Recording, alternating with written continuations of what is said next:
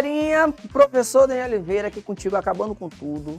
Lembra, todo vídeo eu tô te lembrando, isso aí tem que entrar na tua mente. Nós vamos fechar essa prova, tanto Enem como o ENEM, tá certo? É mais um projeto do governo do estado do Maranhão, através da Secretaria de Educação, o nosso preparatório PAS ENEM e UEMA. Perfeito? Galerinha, só com as questões que já apareceram no ENEM e na UEMA, tá certo?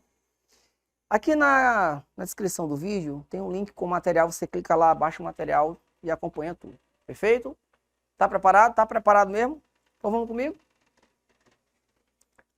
Atualmente, soldados em campo, seja em treinamento ou em combate, podem aquecer suas refeições prontas e embaladas em bolsas plásticas, utilizando aquecedores químicos sem precisar fazer fogo.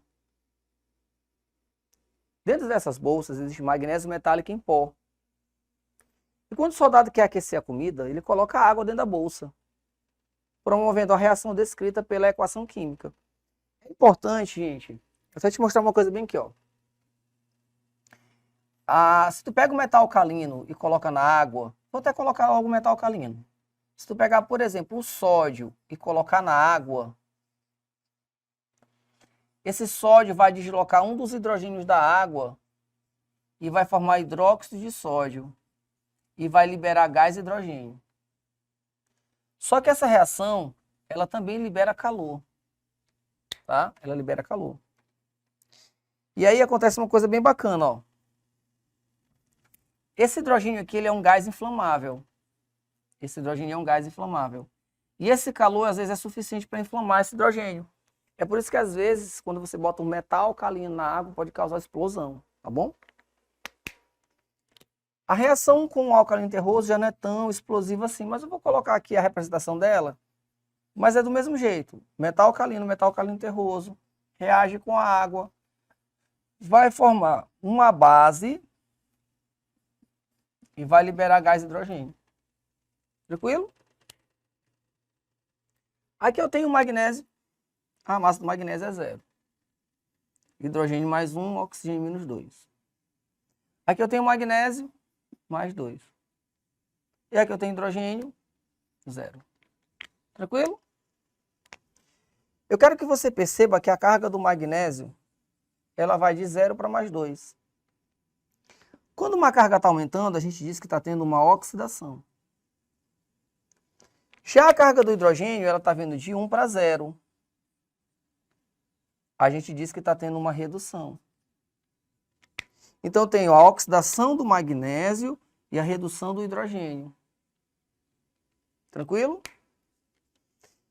E uma reação, na hora que ele fala que essa reação é utilizada para aquecer a comida, já sei que ela é uma reação isotérmica. O aquecimento dentro da bolsa, por que a reação dentro da bolsa acontece? Pela redução sofrida pelo oxigênio, o oxigênio não mudou a carga. Aqui, gente, se tu analisar a carga do oxigênio aqui, ó, ela continua menos 2. Pela oxidação sofrida pelo magnésio, bacana, ó. O magnésio sofreu sim oxidação. Que é uma reação isotérmica? Show. Redução sofrida pelo magnésio? Não, o magnésio oxidou. Lembra, gente, ó, a carga aumentar é uma oxidação. A carga reduzir é uma redução. O oxigênio, o hidrogênio não sofreu oxidação. O hidrogênio sofreu redução. Mas a reação não é endotérmica. A reação ela é isotérmica. Por isso que a resposta fica sendo letra B. Beleza? Então, primeira questão, bem bacana, para soltar a musculatura. E agora nós vamos ter uma questão que exige bastante de você. Vamos ter calma. Vamos ter calma. O urânio é um elemento cujos átomos contêm 92 prótons, 92 elétrons e entre 135 e 148 nêutrons. Isso faz com que o urânio apresente vários isótopos, porque como o número de nêutrons varia entre 135 e 148, quando você somar com esse 92, você pode ter, por exemplo, 92 mais 135, 237, Certinho? Fez a conta certa? Fiz. 227, né? 227 até 292 mais 148. Aqui vai dar 240. Então, tu pode ter essa faixa aí de isótopos, né? Então, se meu filho analisar, são vários isótopos do mesmo elemento. Então, são vários átomos de urânio diferentes um do outro. O isótopo de urânio 235, toda vez que tu olhar um elemento e um número, você só lê aqui, ó, urânio 235. Ou seja, você está me dizendo que aquele urânio tem aquela massa, tá? Então, quando você encontrar aquele número, é a massa do urânio. É utilizado como combustível em usinas nucleares, onde, ao ser bombardeado por nêutrons, sofre fissão de seu núcleo e libera uma grande quantidade de energia.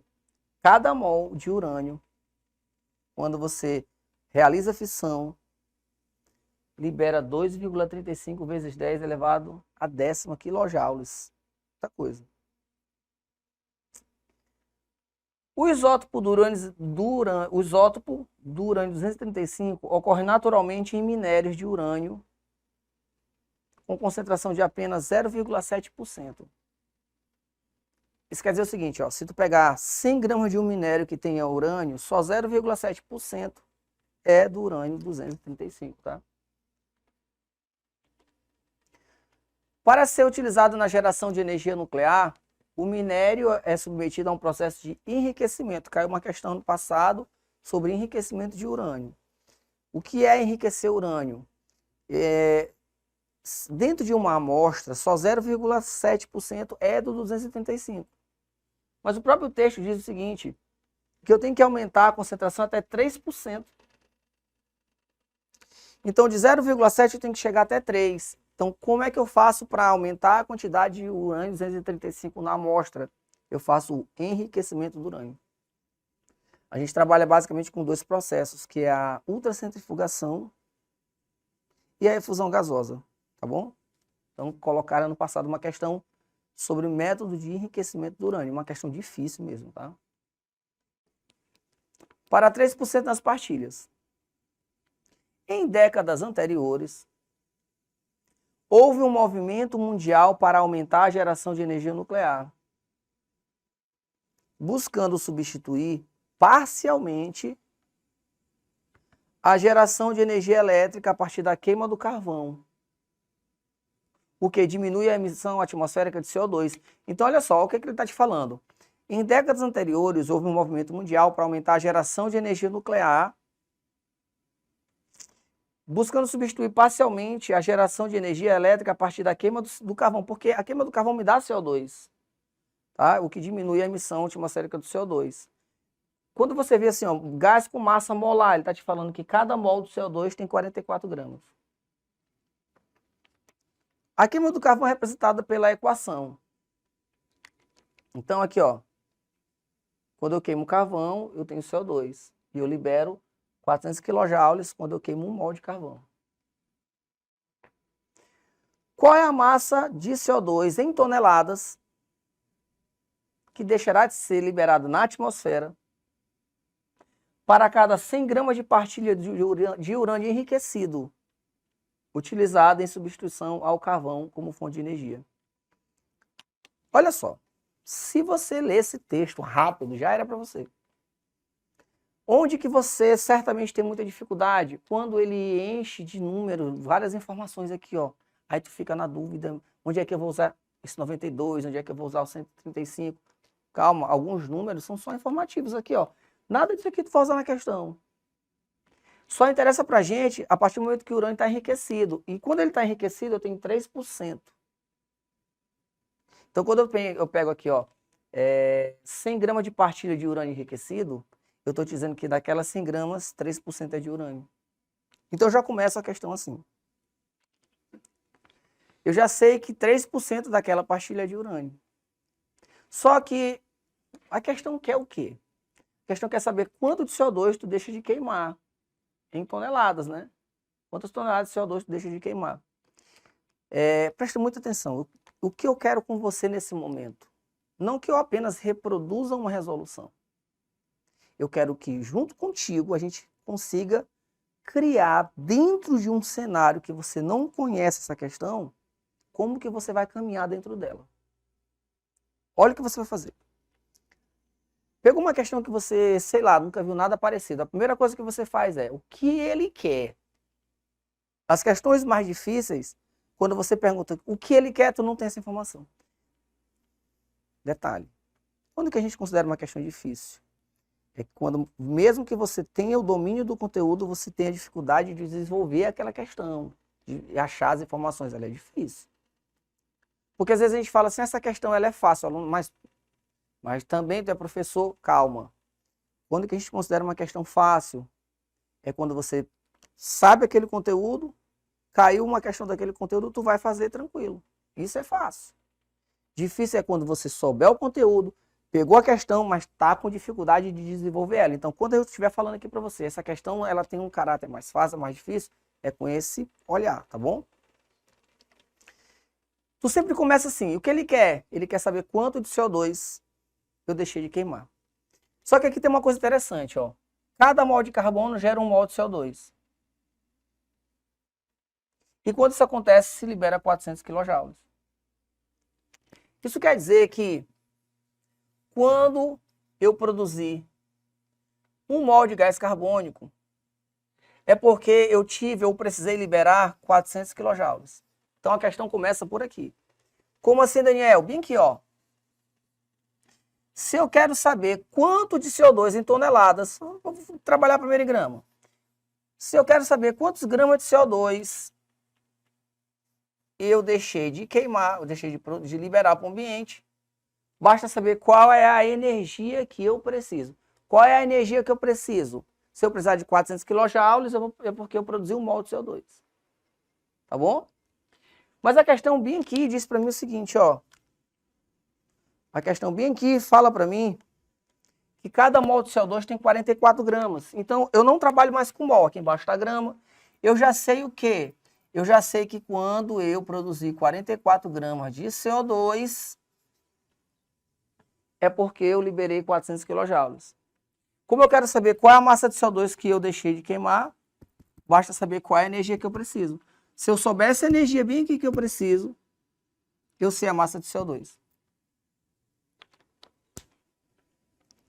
A energia que eu preciso é a mesma energia gerada quando eu uso 100 gramas de partilha de urânio enriquecido. Então, vamos lá. Vamos começar. 100 gramas. Lembra que o urânio enriquecido ele tem 3% daquela pastilha dele, tá? Tá aqui, ó. Cadê? 3% nas pastilhas. Então, se eu tenho 100 gramas, a massa do urânio 235,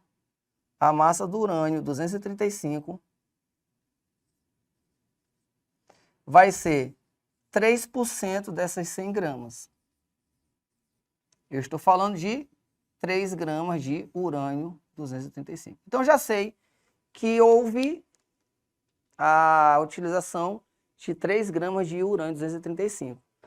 Agora, a questão fala o que para mim? A questão fala que quando se usa 1 mol de urânio, vou botar para cá, quando se usa 1 mol de urânio, a energia que eu vou ter é de 2,35 vezes 10 elevado a 10ª kJ. Meu cameraman tá tranquilo aqui? Daniel, tu tá atrás de quê? Dessa energia bem aqui, ó. Certo? Mas essa energia bem aqui é quando eu tiver quanto de urânio? 3 gramas. Se eu tiver 3 gramas de urânio, quanto? Aí eu lembro que eu estou falando de qual urânio? 235. Então o mol dele vai ter 235 gramas. Agora fica com você. Gente, nunca vai para cima, tu tá vendo na matemática básica com nossos professores. Tu nunca vai para cima antes de simplificar o máximo que você puder. Porque aqui, ó, eu posso cortar 10 a menos 2 aqui, ó, vai ficar 10 oitava. Com isso eu consigo cortar o 235 com 235. E aí eu passo a ter meu Y valendo 3 vezes 10 a oitava quilojoules. Pronto, eu acabei de descobrir que eu, quando uso 3 gramas de urânio, eu tenho isso de energia, 3 vezes 10 elevado a oitava quilojoules. Agora, meu filho, vem para cá, ó. Quando tu fizer 44 por 4, vai dar 11 aqui. Quando meu filho pegar esses dois zeros com 10 a oitava, vai dar 10 a sexta aqui. Quando você multiplicar meios pelos extremos, trazendo para cá, seu x vale 3 vezes 11, 33, vezes 10 elevado a sexta gramas. 33 vezes 10 a sexta gramas, que é a mesma coisa que 33 toneladas. Que é a mesma coisa que 33 toneladas. Tá? Então, você tem aqui um total de 33 toneladas. Questão bem bacana. É uma questão que não é uma questão assim, tipo, não daria para você responder. Se você tivesse com calma, dava para você puxar as informações sem problema nenhum, tá bom? Sem problema nenhum mesmo. Tranquilo? Estequiometria boa. Estequiometria boa.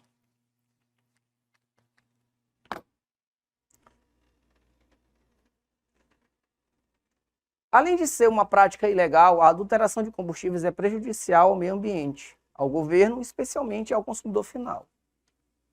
Em geral, essa adulteração é feita utilizando compostos com propriedades físicas semelhantes à dos combustíveis, mas de menor valor agregado.